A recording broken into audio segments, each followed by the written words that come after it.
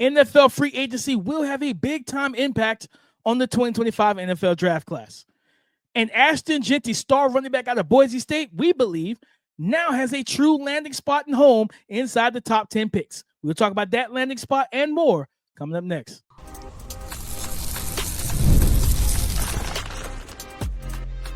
You are Locked On NFL Draft, your daily podcast covering the NFL Draft. Part of the Locked On Podcast Network, your team every day. Welcome back to the Locked On NFL Draft Podcast, your daily podcast covering your favorite draft prospects, part of the Locked On Podcast Network, your team every day. I'm your boy, Damian Parson. I'm an offensive draft analyst over with Bleacher Report, and that's my guy, Keith Sanchez. He is the director of scouting with the Draft Network and 2019 national champion with those LSU Tigers. Guys, thank you for making Locked On NFL Draft your first listen today and every day. Shout for being our every day. We got a fun show for you talking about the impact from free agency. Ashton Jeanty has a top 10 landing spot. How high can Tyler Warren go in the 2025 NFL draft? And we're going to have feel like a lock for some offensive linemen in round one. But before we get into all of that, today's episode is brought to you by FanDuel. Right now, new customers can get $200 in bonus bets when your first $5 bet wins. Keith, like Ashton Jeanty, RB1 for the consensus. He's my RB1A, 1B with him and Amari Hampton.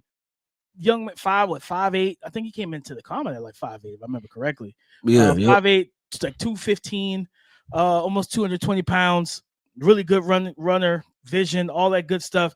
But the problem was this, we've talked about it. We don't believe that he's of the ilk of Bijan and Jahmyr Gibbs and Saquon Barkley, as a lot of people have tried to allude to this entire process. And it was trying to find the landing spot for him, even though he's one of the best players in this draft class. It's like, okay, to me, running backs are luxury picks. If you're a bad team, don't draft them. That's how I feel about it. Number one, I don't like my running backs to take useless, wasteless carries. You know what I mean? I'm a running back enthusiast. Don't do that to my guys. So I want their carries to mean something. And kid, there's one team that did a lot of work in free agency that to me feels like they put themselves right in the place for Ashton Jeanty, and that's the Chicago Bears, man. The Chicago Bears going and just retooling the offensive line, trading for offensive line. Two trades. Jonah Jackson trade with the Los Angeles Rams, getting him in to play guard, getting Joe Tooney from the Kansas City Chiefs to get him in to play guard. This is a guy that's been a multi-time champion. He's going to bring leadership and everything else. Getting at the Atlanta Falcons starting center, Drew Dahlman, bringing him in. That's three new interior offensive linemen to, number one, protect Caleb Williams, and number two, to help open some running lanes. And one thing, we know that we love Ben Johnson, the trick plays and all that type of stuff. Ben Johnson runs the ball. We ran it with David Montgomery. He ran it with Jahmyr Gibbs and everything. They have DeAndre Swift. He was on the staff that traded DeAndre Swift after drafting Jahmyr Gibbs in that draft. I think this is the prime spot. Braxton Jones, he comes back healthy. I think he has 1 year left on his deal at left tackle. He comes back healthy. You got Darnell Wright. You got a formidable front five. Now, and you already got Cole Kmet, DJ Moore, Keenan Allen, Roma Dunze. It's not much you need to add to this offense. Besides a bell cow type of running back, I think this is the landing spot. If any were for Ashton Jeanty, I think it's the Chicago Bears. You saying, I guess, it's just in the capacity, right, of in the top 10? Because I think they had the 10th pick, right? Yeah, and I'm looking through other teams, and I agree with you. I would have said Carolina, but obviously with Chuba Hubbard, I have to feel that they feel like they're comfortable with him, right? And they potentially go wide receiver or something like that. New Orleans has Alvin Kamara. The Raiders, they could use use a lot of stuff.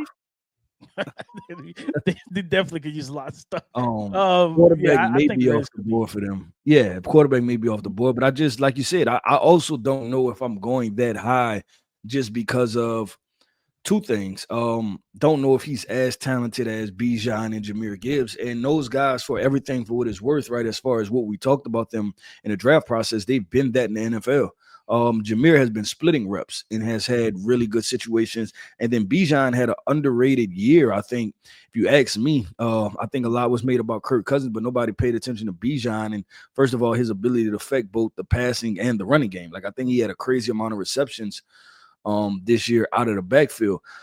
So that part, and then the other part is this, that with him being your 1A or 1B, either or, right? And I'm assuming 1A, but with that being the case, would you do it if you're Chicago? Like if you had plans on taking a running back, or would you trade down and potentially grab a Marion Hampton, who could be sitting there a couple slots after? I think for the scheme purposes, I think it's better to get Ashton Jeanty. They run that wide zone type of offense for the most part. Now they did with David Montgomery. Like Ben Johnson would call some gap stuff too, and get David Montgomery going downhill. But like even like we talk about like with Jameer ranked this year, he was 5th in the league in rushing, over 1,400 yards and 16 rushing touchdowns. And it's crazy because he only started 4 games especially because David Montgomery got hurt like later in the season, and Jameer started carrying that rushing attack. But they run a wide zone, and it's like, I look at Hampton more of a gap scheme, like inside zone, duo, downhill type of guy, where Ashton Jeanty is much better as a wide zone, attack the outside hip of the furthest man on the offensive line, and then be a one-cut runner, very patient, good vision, and a good decision maker for that. So I think he gives you that. And I think a very underrated part of his game now, and that's what we'll go back to what Bijan, Saquon, and Jameer brought, is in the passing game. They weren't just functional like outlets. You know what I mean? Like, oh yeah, I could dump it off to you if you're the 4th read on the progression. I got time. So these are guys you can split out, you can run routes with, and they're super dynamic and explosive and elusive. He doesn't give that, but he does give you functional ability as a pass catcher. In 2023, he had close to 600 yards receiving, talking about Ashton Jeanty. So I think he'll give them that as well. But I think what they want to do is one thing with Ben Johnson, he was balanced. It wasn't all on Jared Goff in Detroit. As much as Detroit fans love Jared Goff, and they chanted his name at Detroit Pistons games, which made absolutely no sense. You know what I mean? But they loved him. But at the same time, they were super balanced. He ran the ball, and I think that's going to be a big thing. Is we saw Caleb got hit. I'm not going to say hit. Caleb got sacked like 68 times or something like that last year. It was like a record, if I'm not mistaken.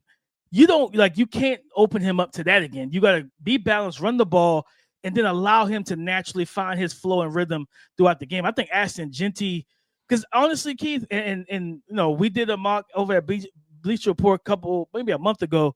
We didn't have Ashton Jeanty in round 1 because we just addressed the top needs prior to free agency. And it's like, I get it. He's one of the highest graded prospects in this class. But it's like, okay, if you tell a team that needs to improve the offensive Dallas, I don't think Dallas has no business drafting Ashton Jeanty.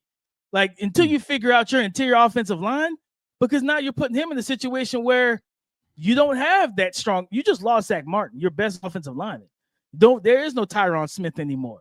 You know what I mean? I think Travis Frederick retired maybe the year or 2 before at center. Like, you've lost your biggest guys on the O-line, and now you got a bunch of young guys. Zach Martin was the last of that guard, right? Of that 2016-ish, well, probably like 20. I think they drafted Travis Frederick in 2012, 2013. So that 2013 to about 2019 stretch for the Cowboys, where they had one of the best offensive lines. And they've been drafting, right? Tyler Guyton, Tyler Smith, Cooper Beebe, right? So they've been drafting and investing, but you still don't have all of the answers yet to know how good and talented those guys will be up front. So we definitely have to see about that. But Chicago Bears, Ashton Jeanty, I could see that being a possibility definitely for them. And I think too, with just a lot of these teams making free agency moves, like you said, it opens up the opportunity for, hey, we knocked out the things that are really pressing, right? And we want proven guys. And then now we can go ahead and address other positions like running back in the draft. And it could add value to a lot of these running backs, because now there would be pieces instead of being the whole puzzle for some offense. PPA. Yep. With DP, let's talk Tyler Warren, man. We talk Ashton Jeanty landing in the top 10. How high can Tyler Warren go, right? Like, we don't know if he's still tight end 1 or 2 for you, but a lot of people are saying this guy could be a top 10 pick. Let's talk about how high do we think Tyler Warren can go in this draft. We'll talk about that coming up next. Today's episode is brought to you by FanDuel, America's #1 sportsbook. March Madness is here, and FanDuel is giving you the chance to get in on the action like never before. Right now, brand new customers can get $200 in bonus bets back when your first $5 bet wins. That's right. That's 200 extra bucks to use on everything from buzzer beaters to Cinderella stories, and even who you believe will be cutting down the nets when it's all said and done. You can stay in the action with the tournament games happening almost every day. There's always something exciting to bet on. Plus, the FanDuel app is simple and easy to use. And when I win, I get paid instantly. No waiting around. So if you want to get in on this deal, just visit FanDuel.com today and get in on the college hoops action all tournament long. Visit FanDuel.com today to get in on the college hoops action all tournament long. Penn State star tight end Tyler Warren, guy that is kind of the consensus tight end 1 for a lot of people in the draft space. But, there was some word coming out of the combine that NFL teams are a little bit split between him and Colston Loveland. There's a lot of buzz and a lot of love in the NFL for our guy, Keith, our tight end 1, Colston Loveland. But I think when you're talking about Tyler Warren, I think the place we consistently paired him to, Keith, was the Indianapolis Colts. What we want to give Anthony Richardson that easy button, the zone beater, that just quick option to pair with the Josh Downs. I think Tyler Warren, there's a chance he might not be there at 14, and I'm looking at the New York Jets at 7. You just signed Justin Fields, right? You signed Justin Fields. You have Garrett Wilson. You don't have a tight end that's going to be this type of threat in your offense. And for the same reasons, in my opinion, for the same reasons we were going to give him to the Colts at 14 to help Anthony Richardson, the same reasons that the Jets should definitely look at him for Justin Fields. Because Justin Fields he needs a guy, because we know, I think they should still add some more receiving talent to that. It would have been good to have Justin Fields and Devontae Adams, to be completely honest. You know what I mean? So he could throw the Adams, he could throw the Garrett Wilson, things of that nature. But right now the cupboard looks a little bare with just Garrett Wilson for the most part.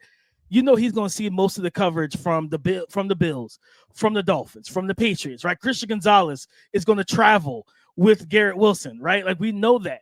Jalen Ramsey is going to travel more than likely with Garrett Wilson if they still let him move around the defense. Having a Tyler Warren in this offense, like, Justin Fields was comfortable throwing the ball to Pat Fryermuth in Pittsburgh. He could get the ball to Big Darnell Washington when they dialed that number up.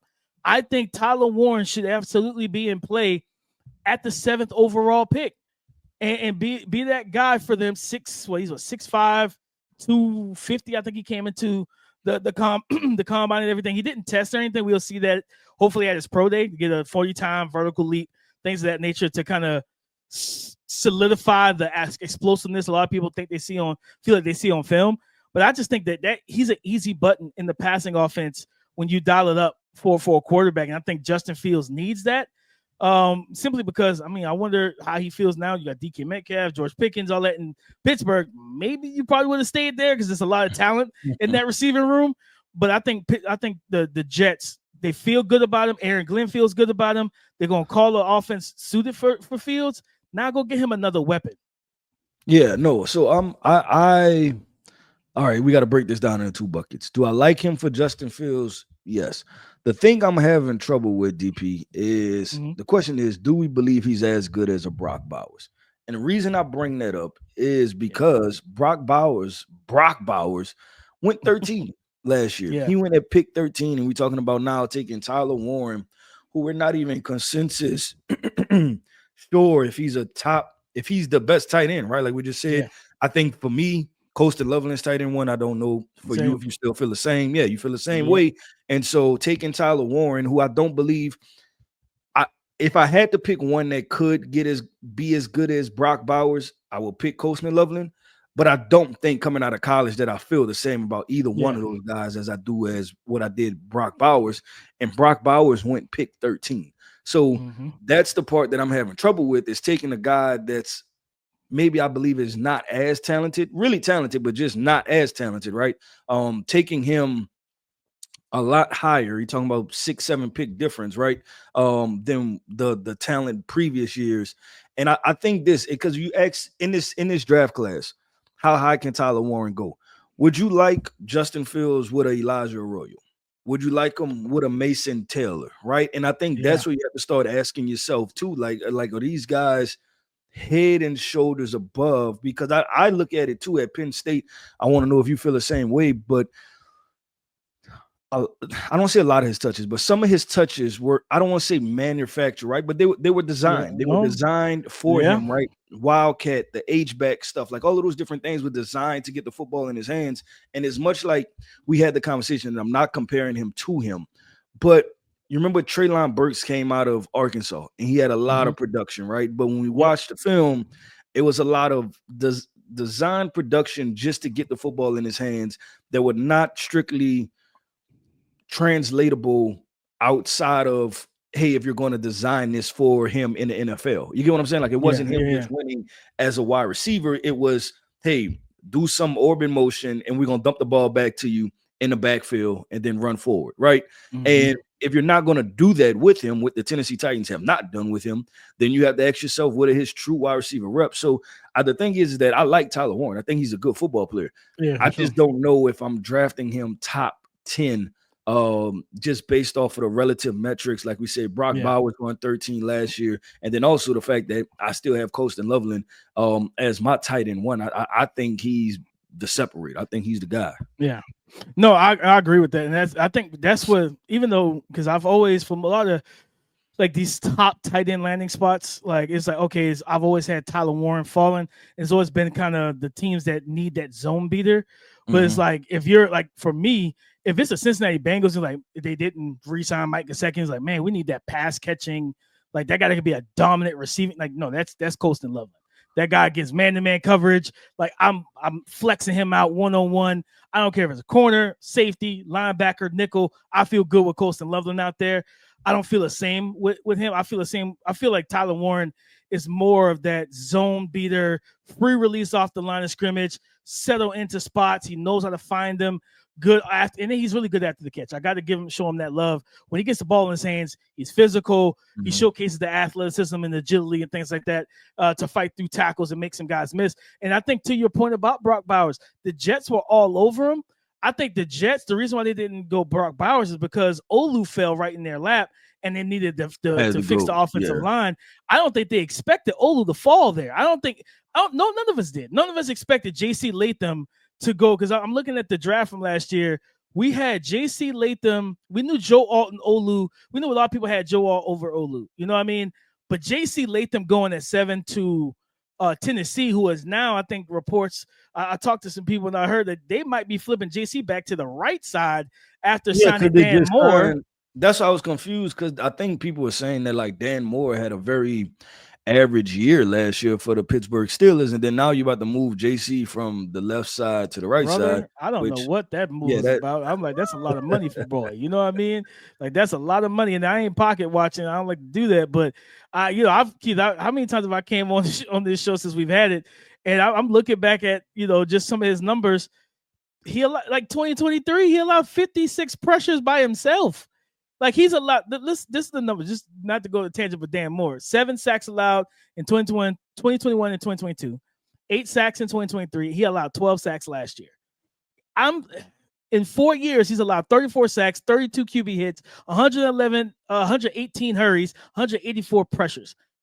I don't understand. Like, so it's like them. Like, so my thing is, if you were going to flip JC back to the right, you could have drafted Olu instead, right at the spot where you drafted JC, and let Olu play his natural position. So I think that's why Brock Bowers fell a little bit, because the Jets wanted him, but it was like, man, Olu fell right into our laps. Let's get our potential cornerstone left tackle, which before he got hurt, he was playing great ball. Now you get to get that tight end that you wanted. You know what I mean? That guy that can be that, like I said, that zone beater, that like the manufacturer touch guy, things they could use him similar to how the Detroit Lions use Sam Laporta. Find different ways, motion him around, get the ball into his hands, let him be a run at the catch threat, and just those layup throws, because I always like to do my basketball, the football stuff. We see it in basketball. Layups, free throws, it gets guys going, right? You see the ball going to the bucket. It's the same thing with quarterbacks. Quick hitches, screens, seeing the ball be caught gets these guys into a rhythm, right? And it builds their confidence rather than throwing the ball down the field and it's like low percentage throws. You just get the ball out quick. And I think that's why that 7 spot, that's the spot to watch for Tyler Warren, in my opinion. That's the spot I think he can go as early as, and then I think as late as, of course, 14 to the Indianapolis Colts. DP, if I had to pick 2 people who I think is going to be rather interesting where they go, that's like consistently locked into the top 10, it's Tyler Warren and it's Travis Hunter. Those are the 2 people that I'm very interested to see how the NFL grades those guys out, just as far as, where they slot position, and then do teams say, hey, you know what, we're going to take this guy here. So I think that's going to be very interesting where Tyler Warren goes. But DP, you kind of just went on a Dan Moore tangent, right? And that was a little precursor to what we're about to talk about. We're about to talk about some offensive linemen in round 1. Who are the offensive linemen that we believe are locks to go in the first round? We're going to talk about that coming up next. Ever checked your bank account and wonder, where did all my money go? Between dining out, online shopping, and entertainment, it's easy to lose track. That's where Monarch Money comes in. Your personal CFO, giving you full visibility and control over your finances. Monarch Money isn't just a budgeting app. It's a complete financial command center. You can track all your accounts, investments, and spending in one place. So you stop just managing your money and start building wealth. Instead of juggling multiple apps, you can use Monarch to check your finances, track your spending, and even plan long-term goals. So take control of your finances with Monarch Money. Use the code LOCKEDONNFL at monarchmoney.com for 50% off your first year. That's monarchmoney.com with the code LOCKEDONNFL for half off your first year. Thank you for making Locked On NFL Draft your first listen today and every day. Shout for being our everydayers. Talking about free agency and the impact it could have on the 2025 NFL Draft. Keith, the Indianapolis Colts interior offensive line was gutted through free agency by the same team at that. The Minnesota Vikings. The Minnesota Vikings paid big money to go get Will Fries, their right guard, and they got their veteran center, Ryan Kelly. Now, my guy, Tanner Bortolini from Wisconsin, is supposed to be the starter. And he played well in the spurts that he got for the Colts. But now you brought back Braden Smith. They have a need at that right guard spot. I think you're talking about interior offensive linemen, guys like Tyler Booker, and then our guy, Gray Zabel. I think 14. I think we've put a tight end to Indianapolis in almost every single mock. I think with the departure of those 2 guys, I think there's a chance they go interior offensive line and make sure their O-line is good for whoever's at quarterback, whether it's Anthony Richardson, Daniel. I don't think we see much of Daniel Jones, but whoever's at and you also got to factor in the run game with Jonathan Taylor. You got to make sure that you can create running lanes for him. And by losing 2 guys that are like a veteran and a really good 25-year-old right guard, and when he went down, that right side of that offensive line was piss poor. It was bad. So now I think that Gray Zabel, Tyler Booker situation, that's a storyline or something to monitor with pick 14. I think they might go interior offensive line and lock in one of these interior offensive linemen, and then in round 2 go tight end like maybe Elijah Arroyo, Mason Taylor, one of those guys.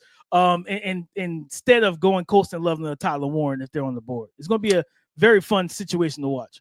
No, it is, DP, and I agree with you that I think the free agency stuff shook up the offensive line, and offensive line is probably a priority because I think even they had the Central Michigan tackle, right? The left tackle, and then I'm trying to think who their right tackle is, but I think they're solid. Yeah, solid at right tackle. But the interior offensive line is definitely a situation. We're looking at offensive linemen as first round locks, right? I probably go through a list. I think Will Campbell's a first round lock. I thought he was for sure going to go to the Patriots, but with them signing a left tackle in free agency, I'm like, okay, well, maybe that's not the case. I go him. I think Josh Simmons should be a lock. He passes medicals. He looks good. He's on his way. Armand Mimbo, right, has to be a first round lock. So that's 3 offensive tackles right there. And then I think there's a gap. I'll put those 3 in my top 3 offensive linemen. And then I think there's a gap. And then now you get to Kelvin Banks, right, who I think will ultimately go in the first round because I think teams are going to like him enough. I think there's some things he has to clean up as a pass pro, in pass pro. So I look at Kelvin Banks, thinking of a couple other names. You mentioned the interior offensive line from Bama, Tyler Booker. DP, I actually have some things that I have a couple concerns about with Tyler Booker. Just as far as him, the power, the balance, him utilizing his power. I jumped back into the tape, and because I had a second round grade on him coming into this, like halfway into the season, and then I watched the back half of the season recently, and I'm probably going to stick with that second round grade on him because I just have a couple concerns about him. But I think he still could be, because some team will find value in what he'll do, so I can see him potentially being a lock.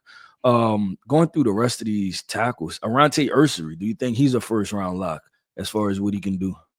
I think there's a possibility. I mean, you got the Chiefs, who they signed that Jalen Moore kid from San Francisco to play left tackle, but he's never been a starter. He's been in the league like 3-4 years. He's never been the starter. And I think that's a very risky thing. And I was watching some film on him. Good hands, footwork, the foot speed is not ideal. And when you got a quarterback, you got the best quarterback in the game in the pocket, you want to make sure you got a guy that can cover ground and protect against these different edges. I think Arante Ursary, Josh Simmons, if he starts to slip down the board, I think Kansas City is a prime spot for one of these tackles at the back in the round 1 to say, you know what, like, because maybe they look at Moore and say, because they still have you lost Joe Thuney, you got Trey Smith and everything. They could open that to a competition at guard, whereas Jalen Moore versus Kingsley Suamataia from BYU, because from what I've heard, I don't think he gets another shot at tackle. I think they're going to kick him down inside. So if he has to, if he plays, he's played guard at BYU, so it's not uncharted territory for him. But at the same time, I think that's a landing spot for a tackle. I think Ursary should be viewed as a back. Keith, I truly believe, as much as people have talked down on this tackle class, I think we're going to see more tackles drafted in round 1 than people expect. Like, I truly believe that. Like you said, Will Campbell, Kelvin Banks, and in the NFL, I've heard the NFL is kind of split on him. Like, he might be, for some teams, he's a tackle. For other teams, he's a guard. You know what I mean? You look at, especially Seattle, keep an eye on Seattle for one of these interior offensive linemen or one of these tackles that can convert to interior offensive linemen, especially after, they lost, I think, Damian Lewis last free agency. You traded away DK, you traded away Geno Smith. Yeah, you brought in Sam Darnold. Yeah, Geno did a much better job navigating chaotic pockets than Sam Darnold. So you need to make sure you sure that interior front up. And I think they're a spot where some people look at, like, maybe they go quarterback and get their franchise guy at 18. I think they go O-line and make sure that they protect Sam Darnold and continue to open up run games for Zach Charbonnet and Kenneth Walker. I think we might get more, not just in general, I think we might get more offensive linemen in round 1 than people expect. I think we probably get, like, you think of receivers, we might get Luther, we might get Emeka. I think both of those are semi-lock. Matthew Golden, we may get 4. We may get 4 in round 1. We probably get 2 quarterbacks in round 1. You know what I mean? Like, I think O-line is going to have a bigger run in round 1 than people expected to. Yeah, I'll say this, DP, and I'm 2 sleeper guys, and they both from Georgia. Jared Wilson, their center, and Tate Ratledge, a guy that's been injured, but when he plays good football. Mover, bro. Yeah, and I have him. He might be my interior offensive line as far as guard. He might be my second ranked guard. I like Tate Ratledge. Who's number one? Who's number one for you at guard? I'm actually fighting. I may go with Donovan Jackson. That's a name we didn't mention. DP. We didn't mention Donovan at all. Yeah, we didn't mention Donovan Jackson at all. So I may have to go Donovan Jackson, even though I think we talked about this. He may be a better tackle than guard. It's tough, and it's the interior offensive line situation is a lot of shakeup. And I'll even say this, that the Emory Jones conversation, him potentially moving to guard, I wouldn't. I'm gonna go ahead and say it. I may take Emory Jones at guard before I take Tyler Booker at guard. Ooh, that's a take. That's a take, Keith. Which is a statement. And is it's based off of mentality, movement skills, things like that. So, I said it, DP. I said it with my chest, baby. So we got to go ahead and figure that thing out. We got to have that conversation, man. We got to have that conversation on the show, man. Keep an eye on one of your guys too out of Miami, Jalen Rivers. Teams like him as a guard too on day 2. So this is a guy that can block, and he's got good tools as well. So I think the interior offensive line, people are worried about it. I think it's gonna be fine. It's gonna be okay, yeah, because you got a lot of tackles that could potentially kick down the guard too. So they'll cover up for it. But DP, that wraps up another episode, man, of the Locked On NFL Draft Podcast. I want to end this podcast off by saying shout out to our everydayers. Thank you for tapping in with us each and every single day. Every listen is greatly appreciated here over at Locked On NFL Draft. I am Keith Sanchez. You can find me on X at The Talent Code. That right there is my guy, my co-host, Mr. Damian Parson. You can find him on X at DP_NFL. And like we like to say, man, y'all come talk to us because we like to talk back. Go subscribe and follow for free on YouTube, wherever you listen to podcasts, to get the latest episode as soon as it is available. And thank you for making Locked On NFL Draft your first listen today and every day. Shout out for being our everydayers. And come and join the conversation again tomorrow on the Locked On Podcast Network, your team every day.